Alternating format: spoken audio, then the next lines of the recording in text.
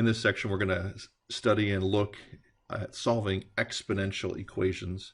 Remember, an exponential equation is something raised to a power. We've got a number of different possibilities with exponential equations. But first, before we start, let's do a quick review of solving a couple simple types of equations. All right, our first one says x squared equals 9. Well, to solve that, obviously, we're going to take the square root of both sides. And remember, when you take the square root of both sides, you're going to have plus or minus 3. Our second one, we are in an exponential form with the x in the exponent. And so for this one, we're going to have to convert this into logarithmic form. So log base 3 of 9 equals x. Now, you might think about that, or you might just think, hey, with 3 to the what equals 9. Either way, you can really go through this, and I think as we think of this first one, we probably would just kicked it with log of 3 to what equals x? Well, obviously x equals 2. So we didn't have to convert that to logarithmic form at all. Our third one, we have log of 4 base 4. All right, so that means our base is 4, so 4 raised to the what equals 4? Well, obviously the answer is 1. Remember, anything a log of a number to the same base equals 1.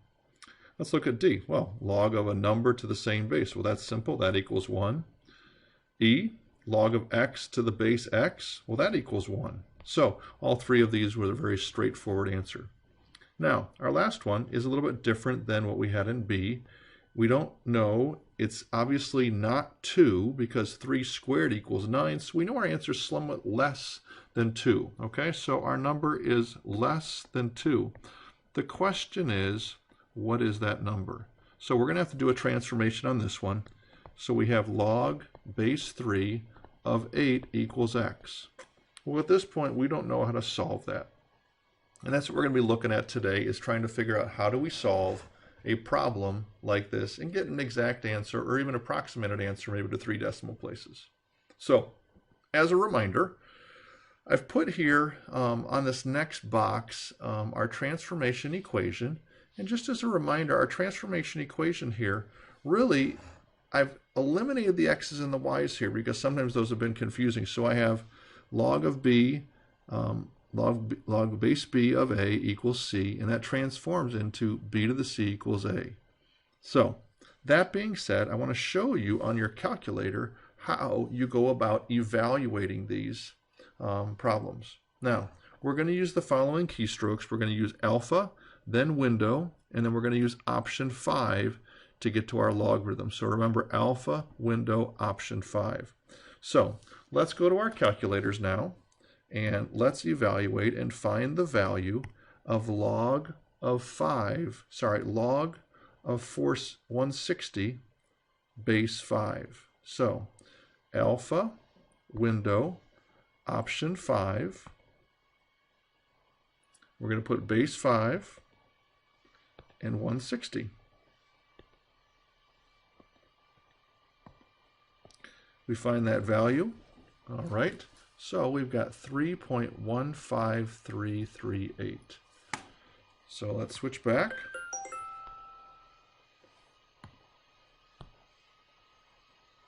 So my answer, 3.15338, rounded to the nearest 3 decimal places, 3.153. Pretty simple. All right, now let's try log base 2 of 9.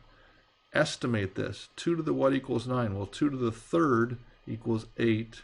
So it's going to be slightly over the value 3. So let's see what we get.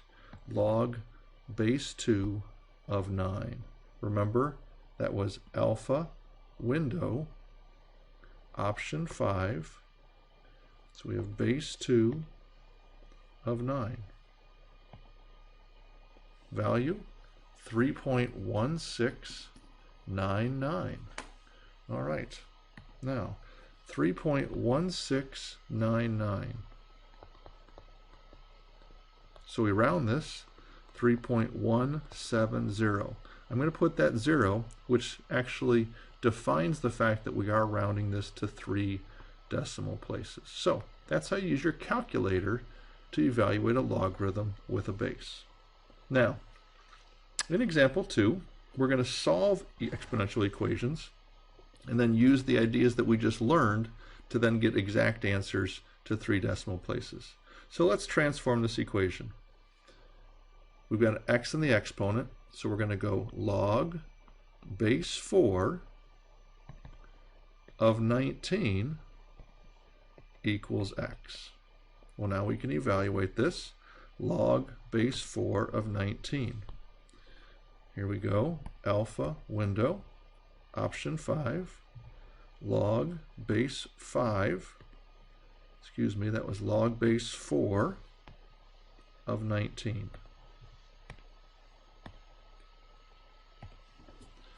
Our value, 2.1239.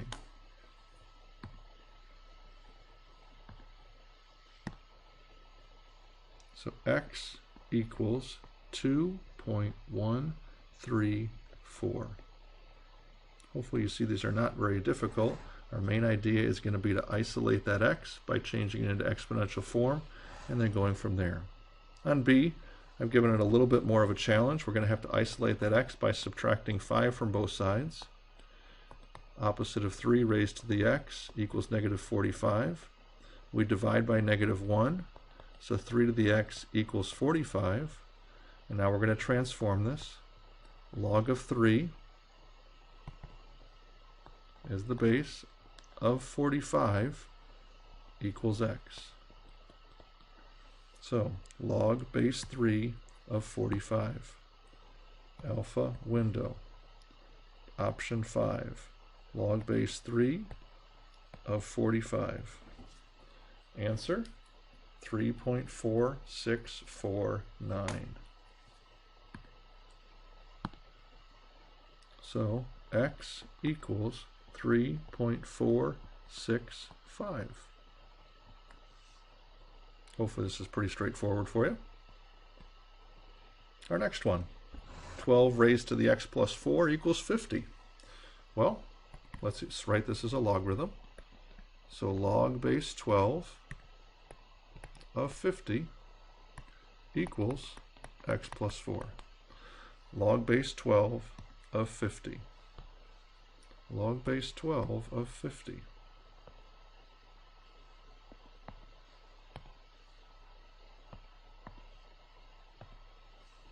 Our answer, 1.5743.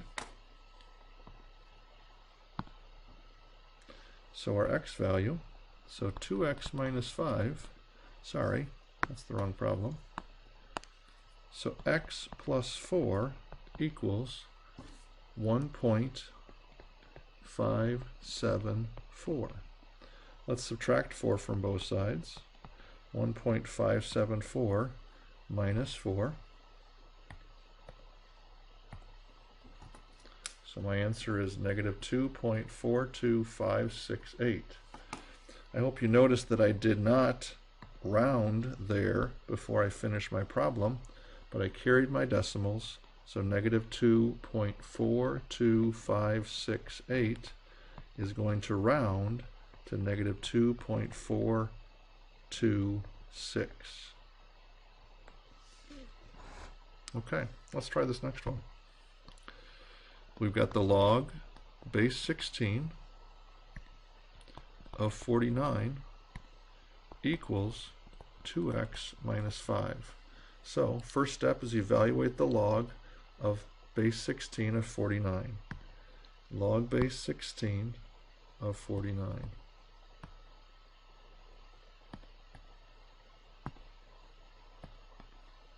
Log base 16 of 49 is approximately 1.403677.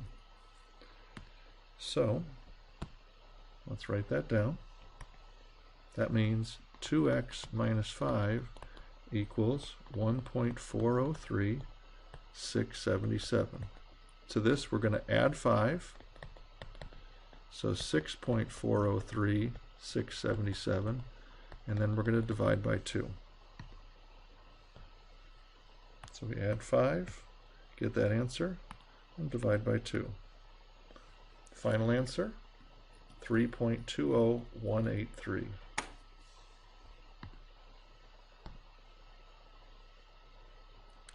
transferring 3.202.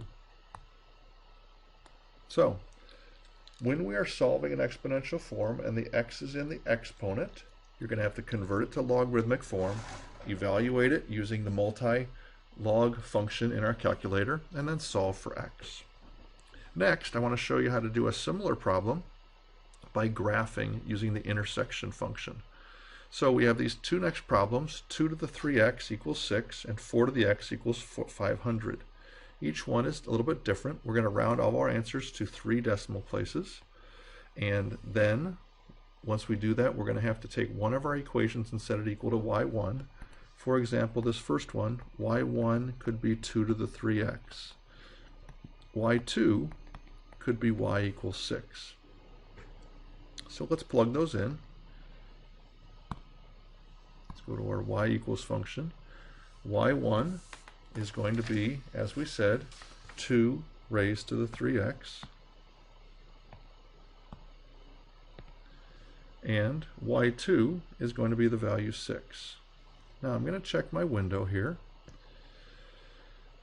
From xmin to xmax, I could go from -10 to 10.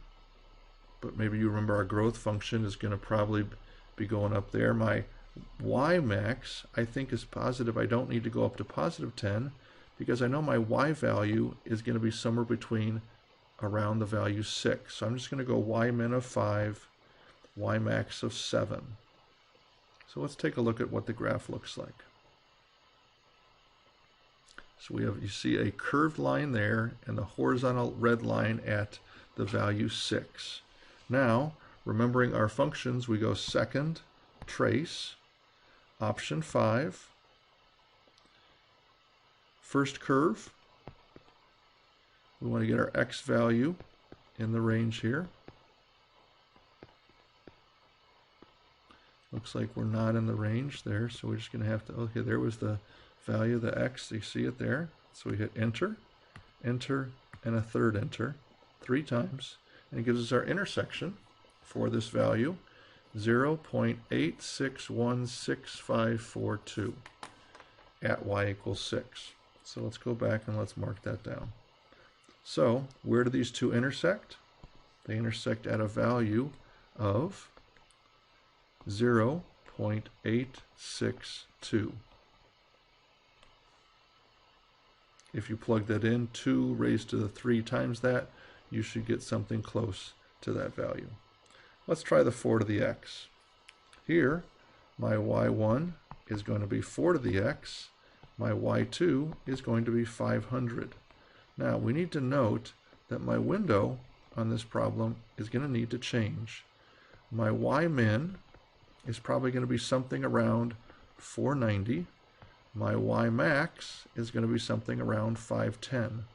I don't think my x min and my x max matter too much in this case, but I think we're going to use our y min and our y max like that. So let's switch over and let's put these in. Go back to y equals. We'll go to our first problem and clear that out, and that now becomes 4 raised to the x. And our y2 is now going to be 500. Let's go to our window. I'm going to leave my x min and my x max alone. My y min, however, we're going to make it 490. And my y max, I'm going to make it 510. And I'm just going to put a tick mark every 10 units because I don't need a bunch of tick marks on this. So let's take a look at this graph. Remember, this is an exponential, so it's going to be shooting upwards, and there's the upward shoot, and there's the horizontal line at 500. So let's go for the intersection now. Remember how to do that? Second, trace, intersect. You see we're at x equals 0 right now. You wonder, do we really need to arrow over here? And is there a way that we're going to be able to get that value? I don't know if you'll be able to exactly see when your value jumps over 500, but you see right here, the y value is at 441. You know you're getting close. Now you're at 545. So hopefully what you just realized was the cursor jumped over that red line in between 441 and 545. But even though you can't see it, we can still hit enter for the first curve. And there's the cursor popping on the second curve. Hit enter again, and then hit enter a third time. And that gives us our intersection point at 4.4828. So let's go back and let's put that value in for our solution. Our x value in this case equals 4.483. So hopefully that gives you a couple different examples of how to solve an exponential equation. We've got, first of all, up here, just reviewing logarithmic form evaluation, solving for x, and then using the logarithmic calculator. And then down here, solving for x with a little more complicated problems. And then finally, we can also do this by solving by graphing in a little review there. I hope this has been helpful in understanding how to go about this. And now you'll have to start your homework. 1 through 9 on, 27, 30, 53, 54, and 60. So